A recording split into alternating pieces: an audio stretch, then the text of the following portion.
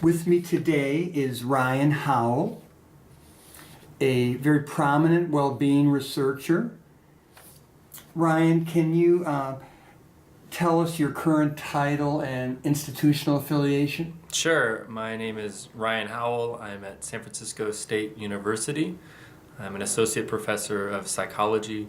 I've been there for 7 years now. This is my 7th year. Very good. What do you see as your major contributions thus far to the field of well-being? My contributions have been kind of varied. I would say 3 things.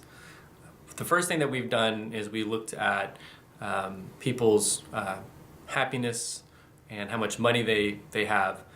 Money being very broad here, actually. Often when people think about money, they only think of household income, and we try to make the picture more complete than that, taking in how much debt the person has, how much assets they have, how they feel about their current financial situation. And under those circumstances, you really see that the relationship is much stronger than it sort of typically is reported to be. And of course, that relationship gets strongest as you have less and less money. This is what basically need theory would predict.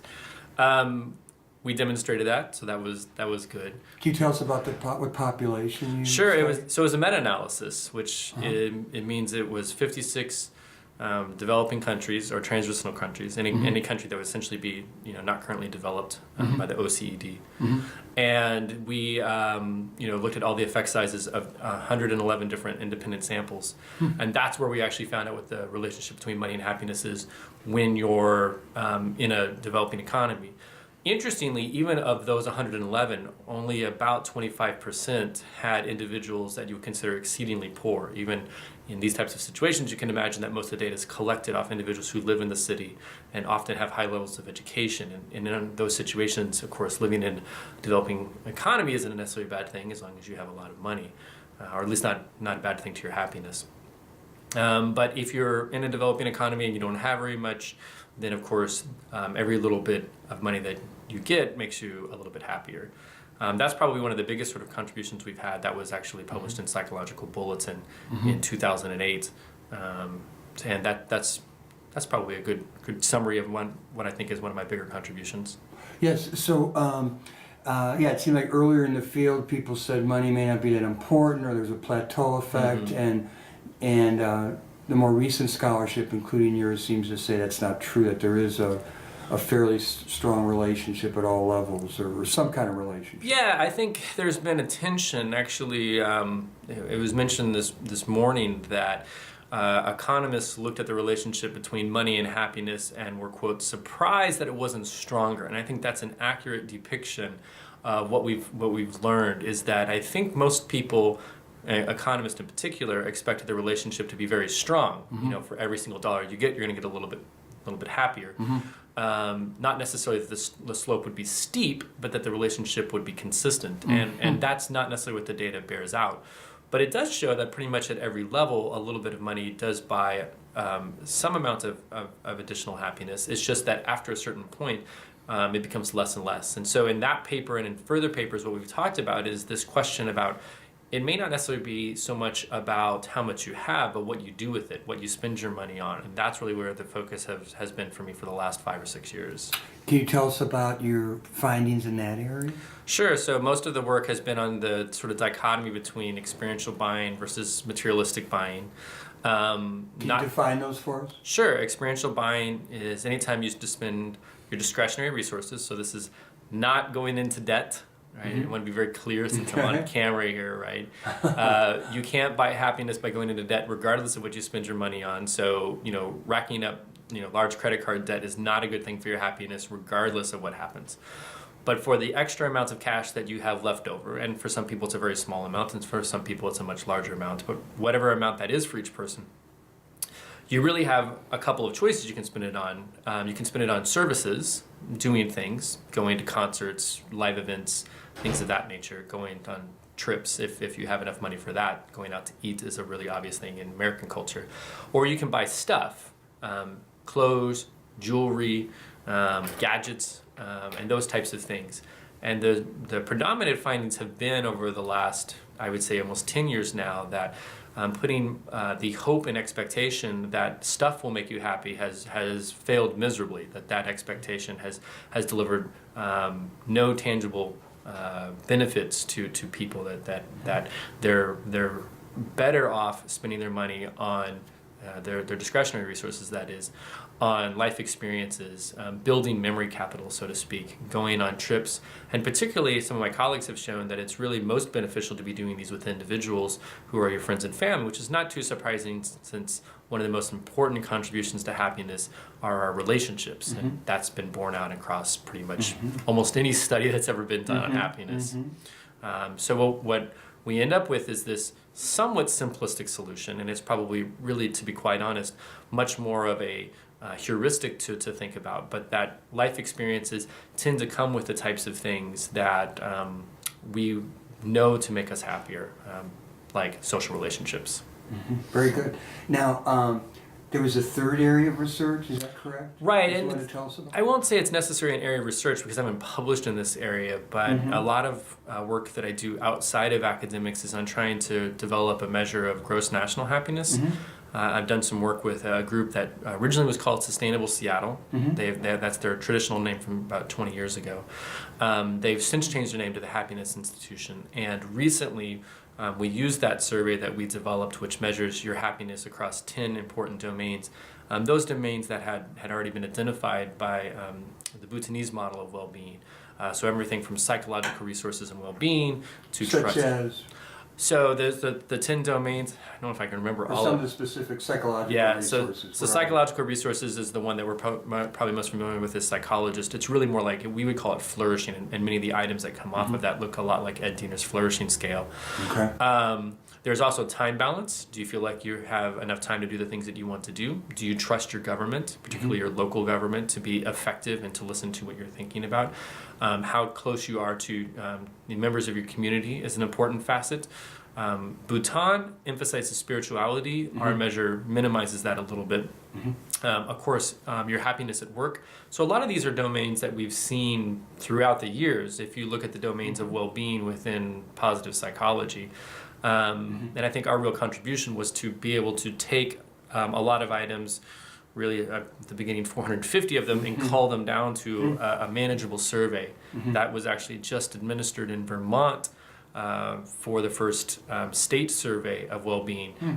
Given Vermont's political leanings, that's not too surprising that that's actually where they would be going. But the results showed, not too surprisingly, Vermonters are very happy.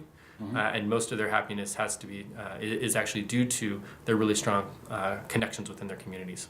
Very interesting. Are those communities ethnically diverse or not so much? No, Vermont's pretty much, it's 95% white. Okay. The diversity that you see off Vermonters is going to be more along the lines of SES, though even within their communities. Vermont's a particularly interesting place because you have a lot of small communities. One of the questions we had on the national representative survey to try and get a baseline for our measure asked how big is your town or city, with cutoffs extending over 250,000. Only one city in Vermont has anything close to that, and so we had to shrink that down because towns can often in Vermont be about 2,000 individuals. And so it is a sort of small knit groups of towns that you see in Vermont. But yeah, the diversity might actually, I don't know. There's questions about if the heterogeneity, actually, it might be sort of part of their equation to their happiness, right? If or their lack of heterogeneity, I should say it that way. Yeah. If it's their homogeneousness, but that could be homogeneous in lots of ways. It could be in values. It could be in ideals. It could be in what they want out of life. Sure. Very good point. So these are your three areas Yeah, those are the that ones you're most involved with, and can you tell me any more practical implications of your work that you can think of? Oh, sure. I think that we started a website called, I'll plug it here because Please do. I'm on the camera. It's called beyondthepurchase.org. And the reason that we developed that website was because we actually found that people who were just taking our surveys about how they were spending their money and how happy they were, made these implicit connections. We often heard people say things like, I didn't know I was that materialistic, or I didn't know that I was wasting my money in certain ways. And again, this was with zero feedback or information. These were just long survey batteries that we were doing to collect our research, and this would be in the open-ended side at the end if there was any comments they wanted to give us. So we developed the website so that people could go to a place and actually see what's beyond their purchase, right? That's sort of the name of the website. That's sort of the idea. What lies beyond, just the actual thing that what you're buying. And so what we hope to be able to show with that, and one of our more practical applications, is to be able to say to individuals, you can begin to sort of learn how your spending habits have actually made an impact on your happiness. Now, while there are truisms, I think probably, and I mentioned this earlier, and I always say this, there's very little evidence that would contradict the statement. If you spend your money in the pursuit of getting together with friends and family members and getting along well, that's always going to seem to benefit you.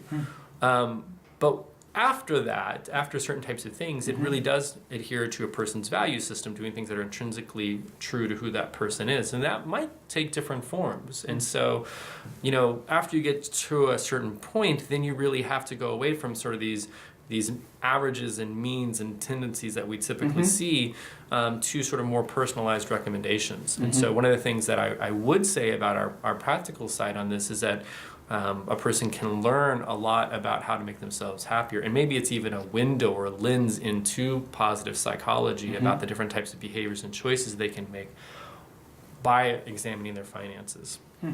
Can you discuss some of these more idiosyncratic sources of joy or satisfaction? What some of those might be, some examples? Yeah, we have an experiential preferences scale, is what we call it. And so one of the things that you can see is that, for me, just a little bit anecdotal, I like being outside in nature.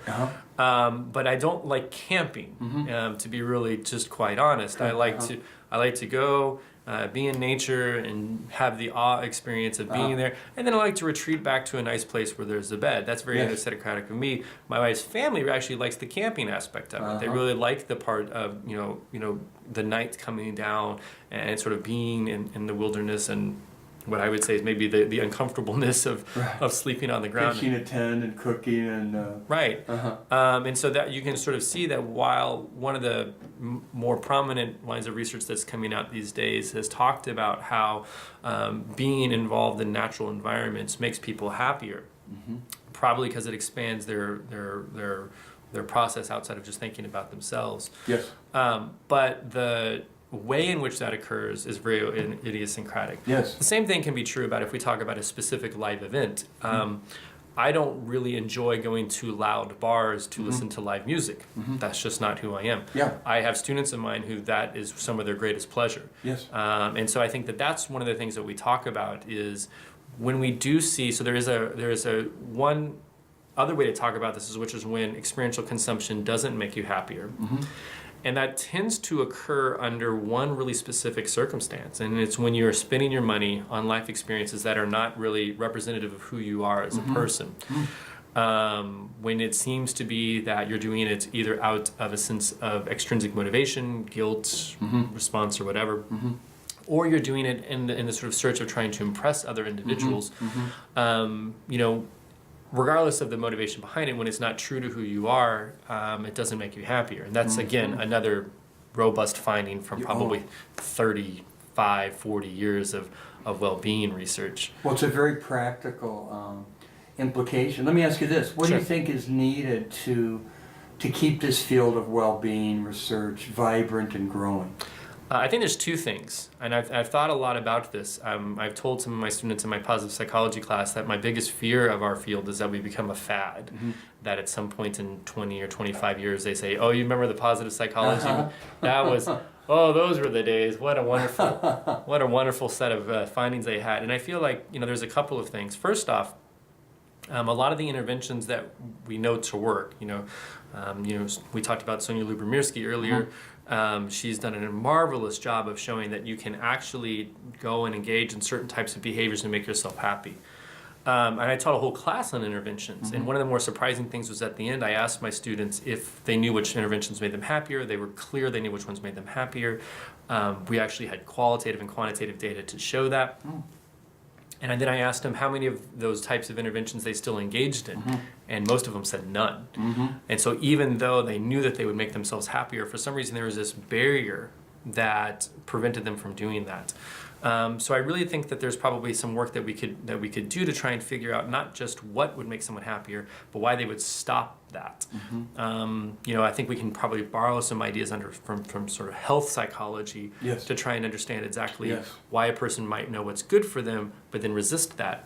Though it's important to remember that in health psychology, often the benefit is many years away. Often in positive psychology, it's really immediate. So there's a certain amount of unexplained variance there, I guess, right? Well, we don't know why. Yeah, it sounds like a fertile area for future research, future research. So, I think that's a really important place to go next. Well, thank you so much for your time today. Thank you.